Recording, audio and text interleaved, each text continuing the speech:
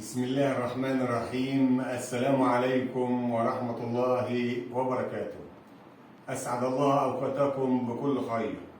كل عام وحضراتكم بخير بمناسبة عيد الأضحى المبارك. أعاده الله علينا وعليكم بالخير واليمن والبركات، وتقبل الله منا ومنكم صالح الأعمال، وربنا يرزقنا إن شاء الله العام القادم أن نحج بيت الله الحرام وأن نزور سيدنا النبي صلى الله عليه وسلم. الأهلي منارة إفريقيا والعرب.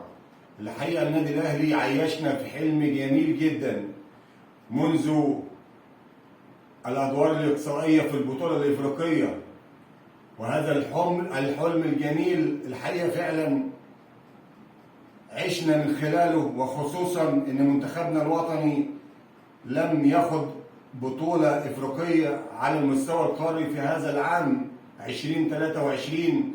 ان كان خاض تصفيات الامم الافريقية 2022 وخروجه من المباراة النهائية على يد السنغال، او ايضا خروجه من تصفيات كأس العالم وعدم وصوله الى مونديال قطر 2022.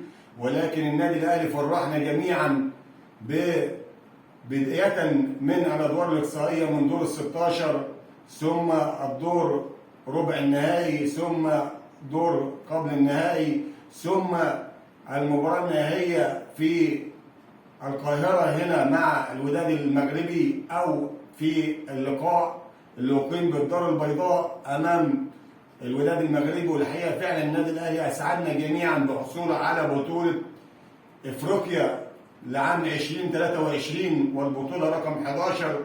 وأيضا النادي الأهلي إن شاء الله يواصل المسيرة ويواصلها من خلال السوبر الإفريقي الذي يقام به العربية السعودية ما بين النادي الأهلي ونادي اتحاد العاصمة الجزائري، أو بطولة السوبر ليج الإفريقي.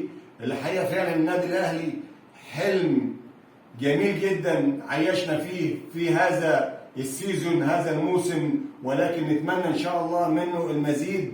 ونتمنى أيضا لجميع الأندية الشعبية، سواء نادي الزمالك أو نادي الاتحاد السكندري أو نادي المصري البورسعيدي، جميع الأندية الشعبية إن شاء الله في الفترة القادمة إن شاء الله تدعم صفوفها، لأن احنا نتمنى إن شاء الله أن الأندية الشعبية إن هي تستمر في الدوري الممتاز، لأن فعلا الأندية الشركات بدأت تستحوذ أو تنقض على الأندية الشعبية من خلال الدوري الممتاز. ولكن نتمنى من جميع رجال الأعمال ووزارة الشباب والرياضة تدعيم الأندية الشعبية، لأن إن شاء الله الدوري الممتاز من غير الأندية الجماهيرية مش هيبقى بنفس المستوى ما بيبقى فيه أندية الشركات أو أندية مؤسسات.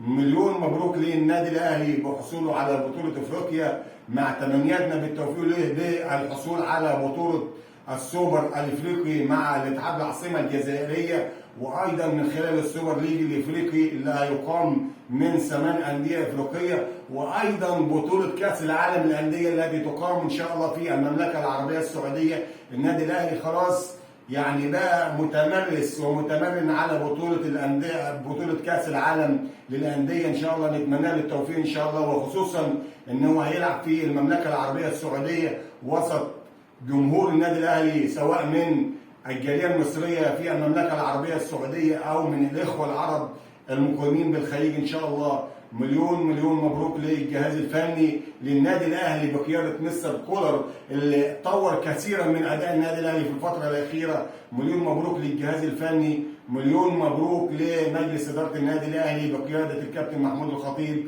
وجمهور النادي الاهلي، مع تمنياتي بالتوفيق للكره المصريه في الفتره القادمه ان شاء الله بمزيد من التقدم والازدهار ورفع اسم مصر ان شاء الله في الطب على المستوى الافريقي والمستوى العربي. اعزائي المشاهدين، سعدت بصحبتكم في هذه الدقائق القليله، والى ان نلتقي في لقاءات اخرى اترككم في رعايه الله.